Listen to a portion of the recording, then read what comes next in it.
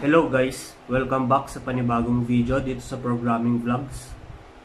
So ang gagawin natin ngayon is CRUD using PHP pa rin and Bootstrap. So ito yung gagawin natin ngayon.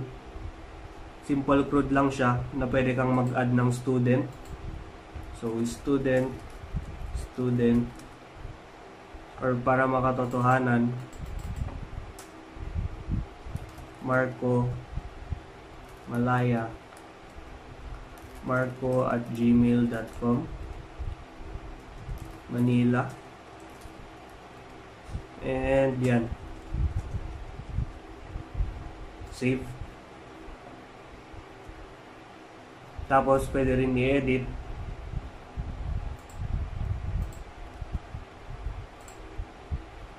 Yan.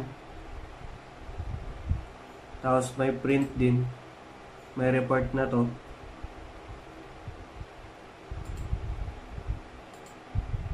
And may delete. Kung mapapansin nyo, merong alert dito na nawawala rin. Ayan. So ito yung kabuuan ng gagawin natin. Let's start.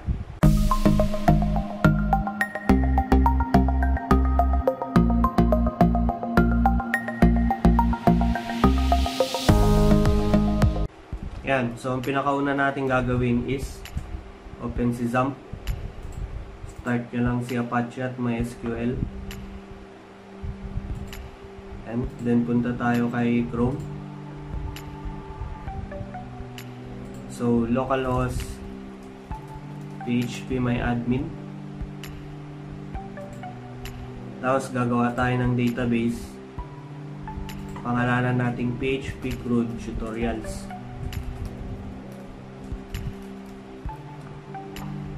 Or PHP CRUD na lang. Yan. Create. Tapos, sa loob ni PHP CRUD may table na student.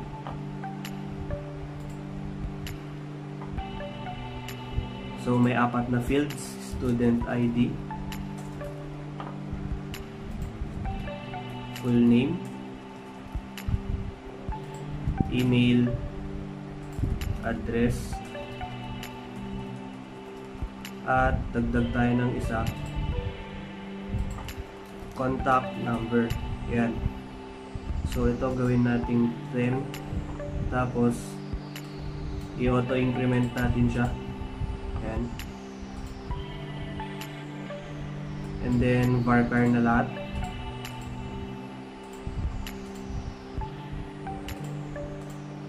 Tapos lagyan natin ng 255.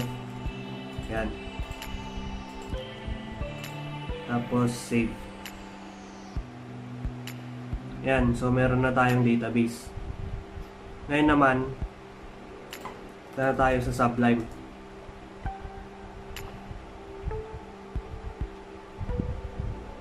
Yan. Tapos open natin yung terminal. Gagawa na tayo ng folder natin. So, puntahan nyo lang yung path ni XAMPP. cd XAMPP and htdocs. Tapos sa loob ni htdocs, gagawa tayo ng folder na PHP CRUD Tutorial. Tapos, start natin si PHP CRUD Tutorial. Ayan. Close na natin yung CMD. So, meron na tayong folder na PHP CRUD Tutorial inside XAMPP and htdocs. Ngayon, open folder sa C, XAMPP, htdocs, and open natin yung ginawa nating folder na si PHP CRUD Tutorial. Ayan. Ngayon, Ctrl-N. Tapos, save natin siya as index.php. Tapos, Ctrl-N ulit. Save naman natin to as connection.php. So, unahin natin si connection. PHP. Ayan.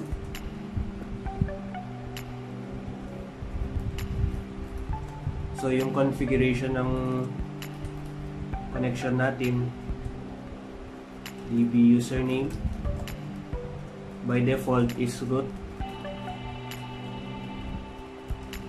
DB password, by default blank. And DB name. Yun na yung ginawa natin na si PHP CRUD sa XAMPP. So, ito si PHP CRUD. Siya yung nilagay natin dun. Ngayon, gawa na tayo ng connection. Cons equals to MySQLi connect si DB host, DB username, and DB password. Ngayon, MySQLi select DB. Ngayon, si DB name naman dito. Ayan.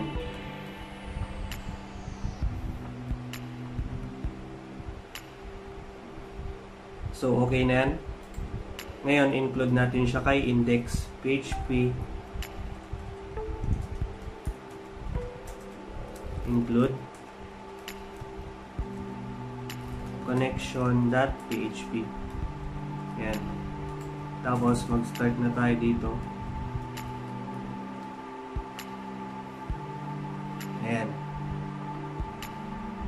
So, lagyan natin ng title na PHP and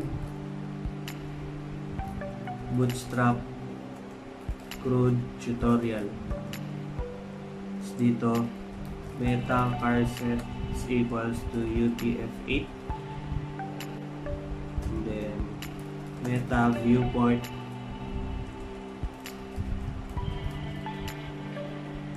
contents equals to width equals to device minus width, initial scale 1. Yan. Tapos, punta lang kayo sa fonts.google.com. Tapos, search nyo lang si Varela round. So, ito. Tapos, select this style. And puntahan nyo lang siya dito. Tapos copy na lang natin to. And paste natin siya dito. Ayan.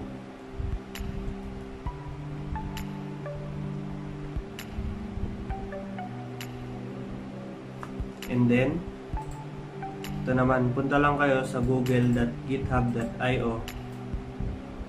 Ayan, /material design icons. Tapos, hanapin nyo itong setup method 1 using via Google Web Fonts.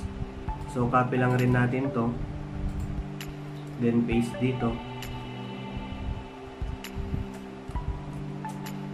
At ang pinakawaling kailangan natin si Bootstrap. So, copy nyo lang yung CSS nya. Punta lang kayo dito sa getbootstrap.com. Copy nyo itong CSS. And then, paste. Tapos, copy nyo na rin tong JavaScript jQuery nya sa baba. So, paste na rin natin dito. Ayan.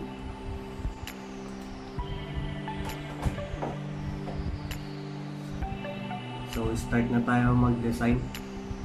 So, ang pinakauna natin gagawin is div, class, container,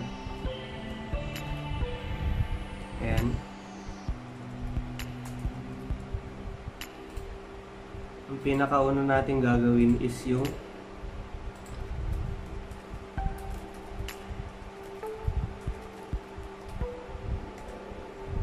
ayan. Ang pinakauna natin gagawin is yung button na add new student tsaka print report.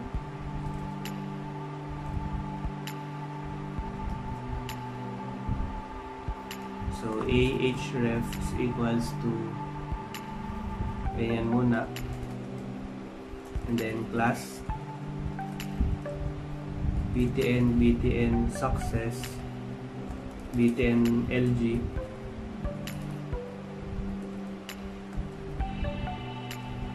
tapos span, add new student, yan, tapos close C8, then copy natin to, paste, tapos palitan natin to ng primary. Ang nakalagay naman dito is print report. Ayan. Check natin yung nagawa natin. So para i-check, punta lang kayo sa localhost, name ng folder, PHP Prod tutorials, tapos index.php, yung name ng file. Oops, wala. Bakit? Wala palang S. PHP Prod tutorial lang. Ayan. So meron na tayong buttons. Ngayon nakataas sila. Lagyan natin ng margin. So dito na lang, style, margin, top, 15px. Ayan.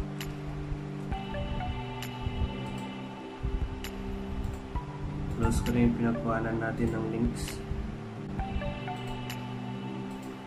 So ngayon naman, sunod na natin yung body nya.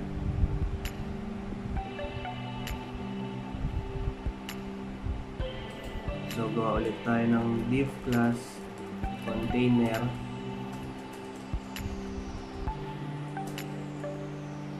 tapos div class table wrapper,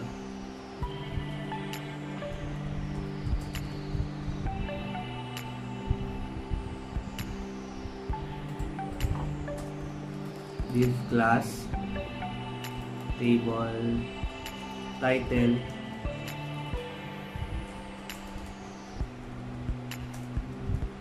and then row,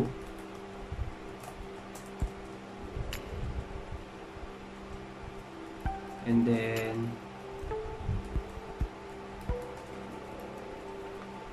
call SM6. Tapos dito natin ilalagay si H2 manage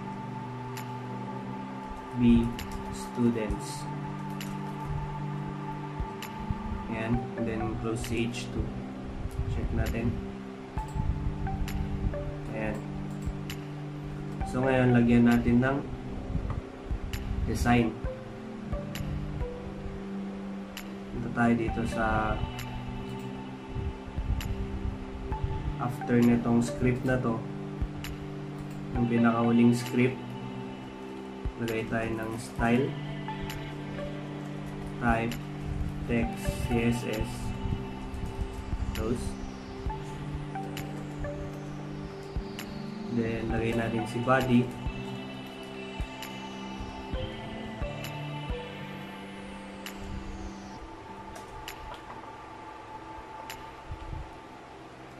color 566 787, background F5 F5 F5, font family yung dinownload natin, si Varela Round, sans serif. Yan. And then font size 13px. Ngayon naman si table wrapper,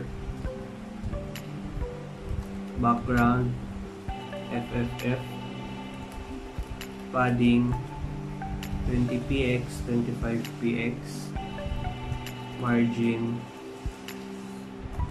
30px 0, border radius 3px, and back shadow 0, 1px, 1px, RGBA 0, 0, 0, and 0.05. Yan. Tapos si table title,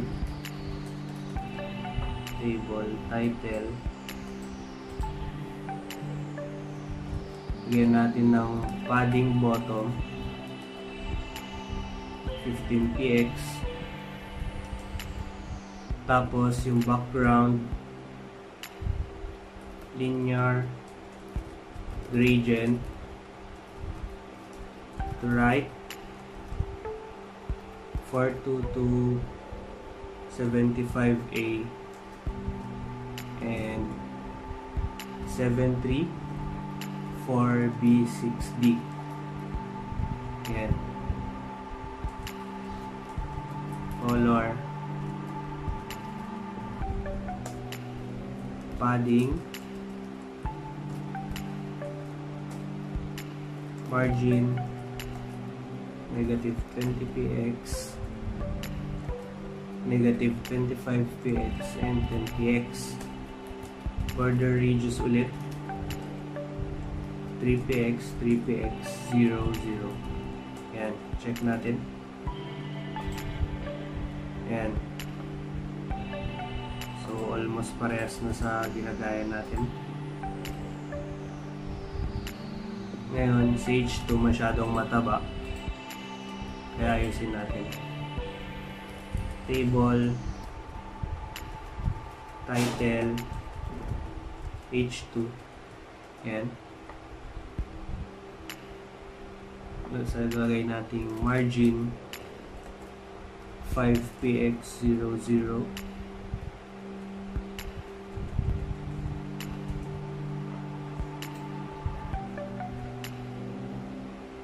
and font size 24px. Yan, check natin. Yan, oh, so okay na yan. Same na ba? Yan.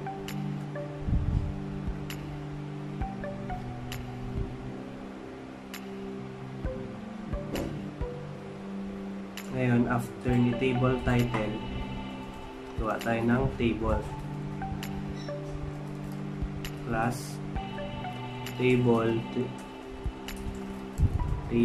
stripe, table cover. Ayan. Tapos close natin siya. Gawa tayo ng table head, tr, and then th id. Copy na lang natin.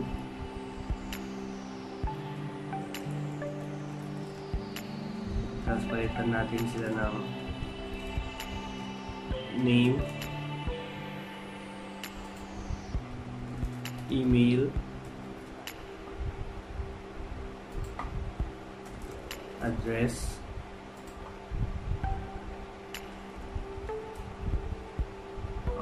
contact number. Yan na lang. And actions. Ngayon, check natin. Ayan. Ngayon naman, gawa tayo ng T-body. So, T-body, TR,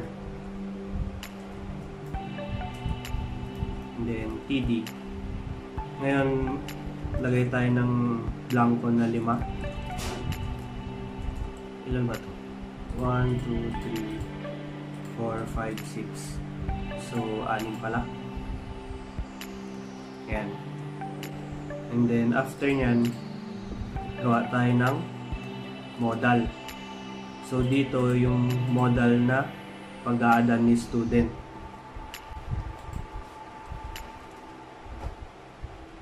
So, gawa tayo ng div id is equals to add student modal class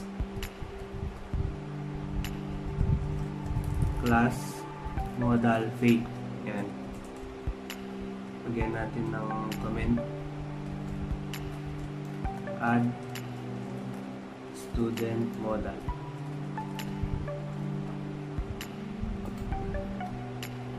Yan. Tapos div class modal dialog.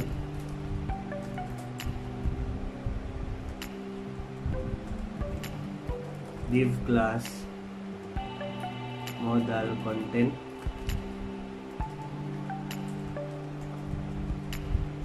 Then gawa tayo ng form.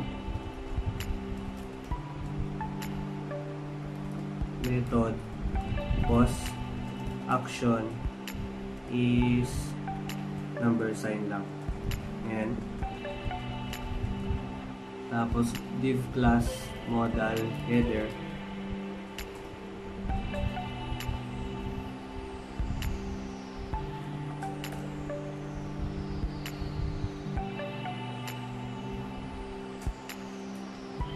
Then h4 class modal title. Add student. Then button, type button class close. Data dismiss modal. Area hidden is equals to true.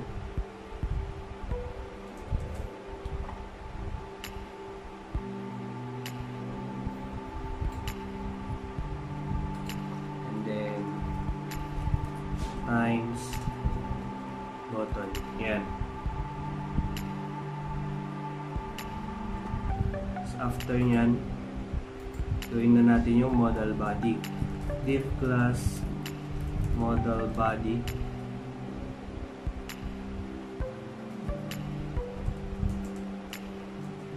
Ayan, nandito na yung mga input type natin.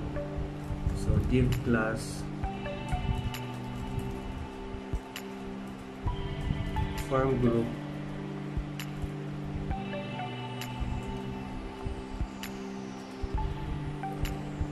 label full name, then input type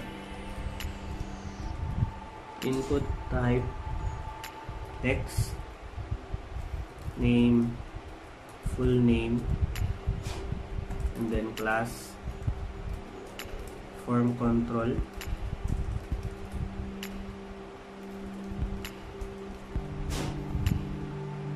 tapos lagyan natin ng required. Yan.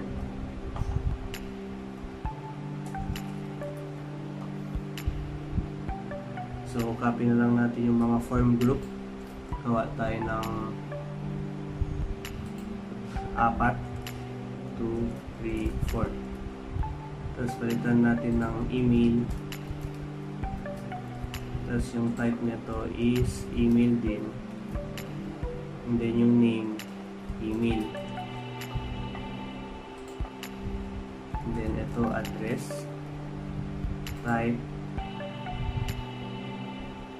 So ito naman, para mas maganda, gawin natin text area.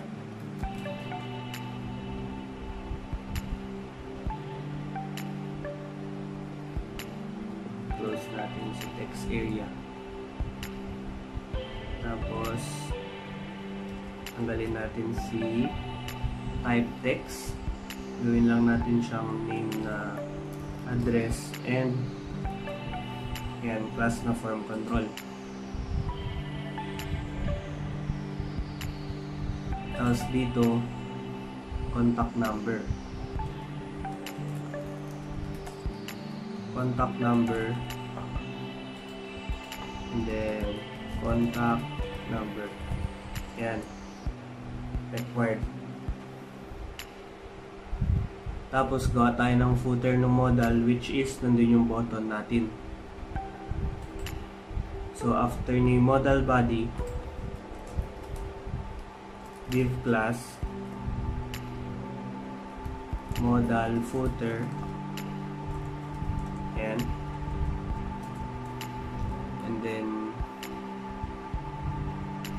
button, type, submit, class, btn success, name, btn save. Close natin si button and save yung nakalagay dito. Tapos copy na lang natin, paste natin sa taas niya, and then lagyan natin, palitan natin yung type ng button, tapos btn default, lagyan natin siya ng data dismiss, modal, and palitan natin to, gawin nating cancel.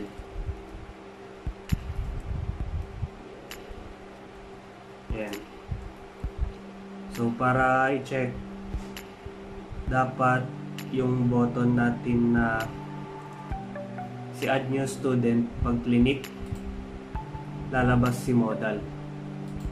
So dito sa ginagawa natin is hindi pa siya lumalabas. So para gawin yun, kailangan naka-target si ito, add new student kay modal.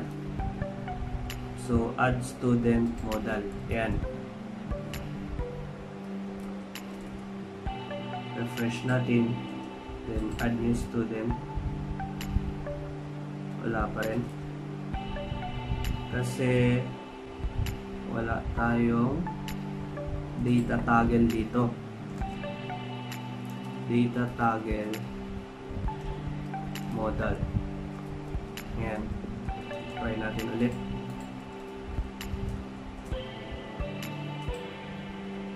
Ayan. So yung times, but times yun.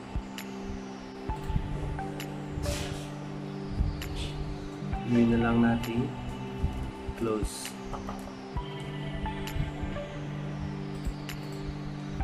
Ayan.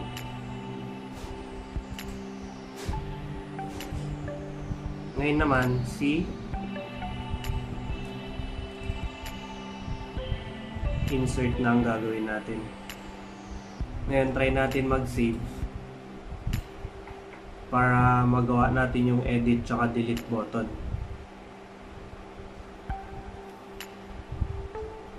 So, dito sa taas, gawa tayo ng PHP. Tapos, lagay natin dito, insert student na comment. And then, if is set si btn save, si post na btn save, yan. Yan, kukunin natin yung mga value ng modal. So ibig sabihin nun, pag na-click daw si itong si btn save, isasubmit niya tong form and kukunin natin yung mga values nung isasubmit niya. So full name, kunin natin si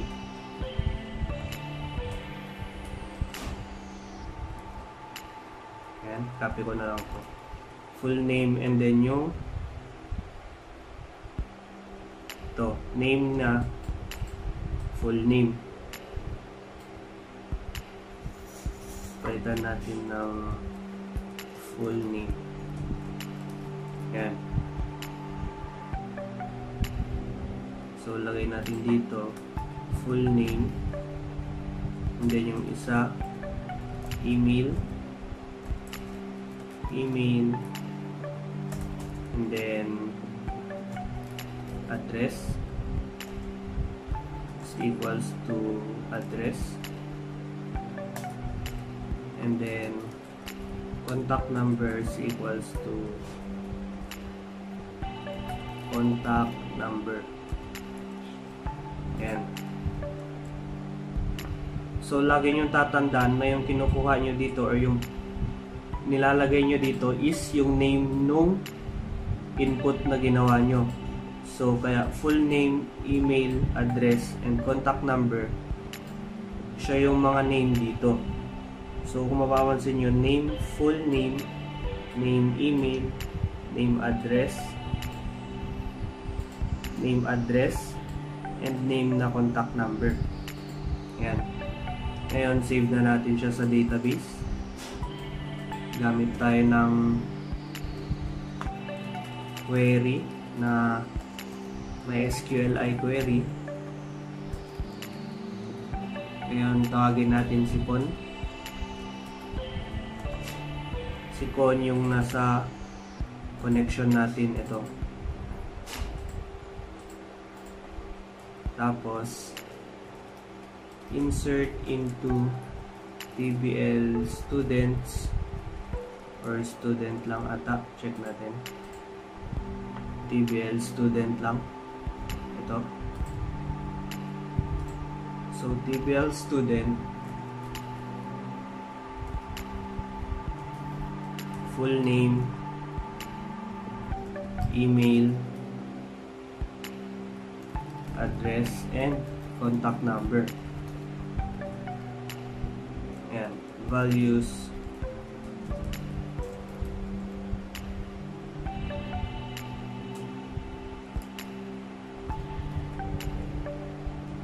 Baba na naman rin sa values. Ayan.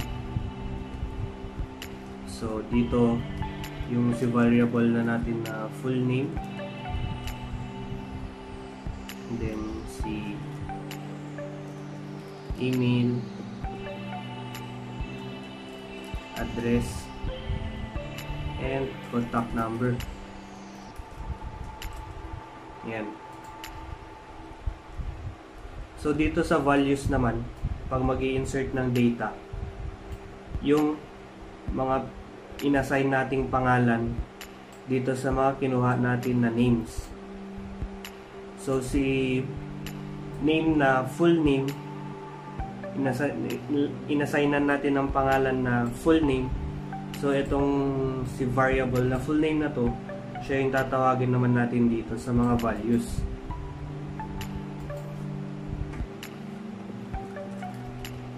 So, if true na nag-insert data,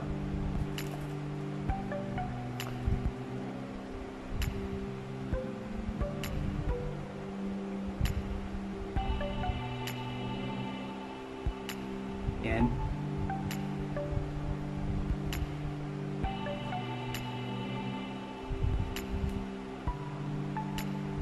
punta tayo sa i-redirect natin siya sa header,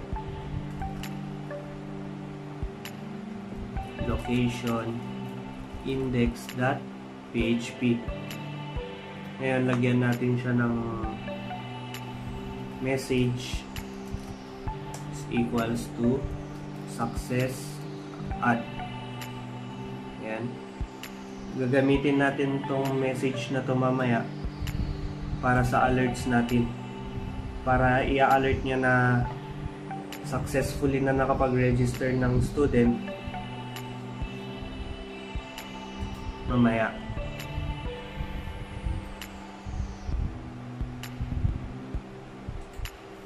Else, echo natin si failed to save student details that MySQL I connect erno. Yan. Testing natin. So, add new student Cardo Dalisay, email cardo@gmail.com, Manila 0123567891. Save. Ngayon, kung mapapansin nyo, nag-message to na success add, pero wala pa kasi tayong nilagay na alert, kaya hindi pa tayo ina-alertan dito. So, check natin sa database para tignan natin kung pumasok talaga yung data. Yan. So, pumasok na nga yung data.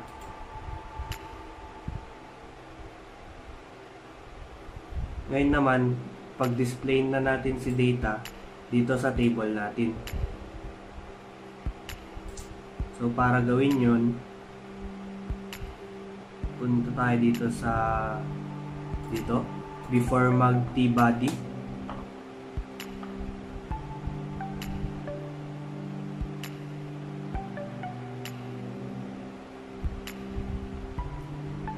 Gawa tayo ng PHP natin dito. Ngayon, ang gagawin natin, select data is equals to MySQLi query second ulit. Ngayon naman, select all from TBL student. Ngayon, while students is equals to MySQLi fetch array select data. Ayan. Tapos dito natin siya i-close after ni tbody. So PHP closing bracket, okay, and close natin si PHP.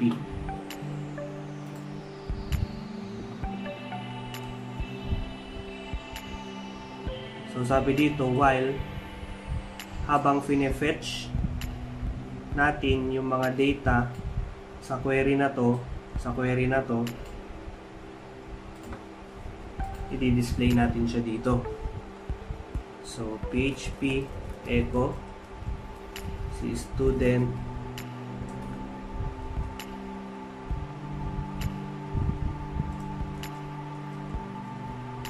copy lang natin to. Ngayon, ang i-display niya dito is si ID. So, student ID. Dito naman si full name. Dito si email. And then dito address. And then contact number. Yan. So dito gawa tayo ng buttons. Ahref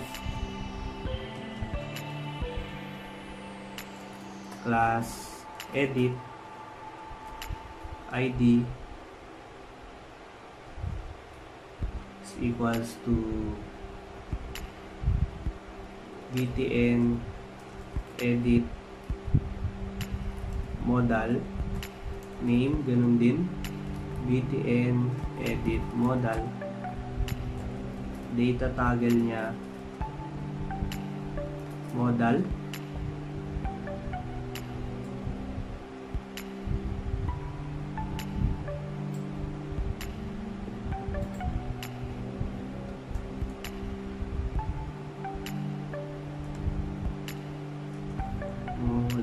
yan. And then I class material icons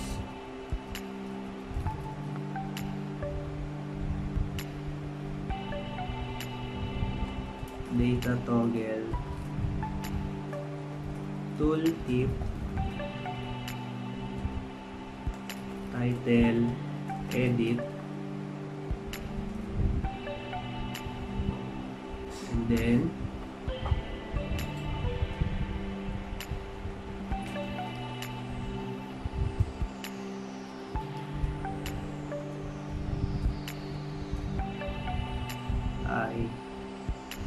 INC8.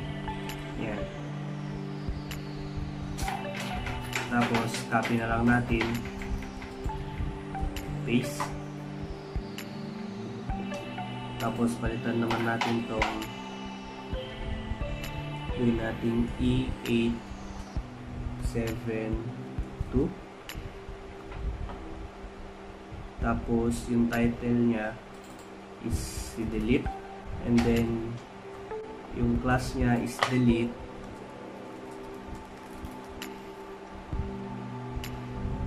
Ngayon naman tanggalin natin siya ng ID. Ilagay na lang natin si name, palitan natin ng btn delete. Ayan. So check natin. Ayan. So may edit na tayo, may delete na, and nadi-display na natin si data. So hahatiin ko muna si video dito guys. Sa susunod na video, papaganahin na natin tong edit, si delete, tsaka tong print report. So like nyo yung page ko sa Facebook, www.facebook.com/programmingvlogs. Nagpo-post din ako dun ng mga updates tungkol sa mga ipopost kong vlogs. And then subscribe kayo sa channel na to, and click nyo yung notification bell para ma-notify kayo sa next na upload ko ng part 2 nito. So thank you sa panonood, and God bless.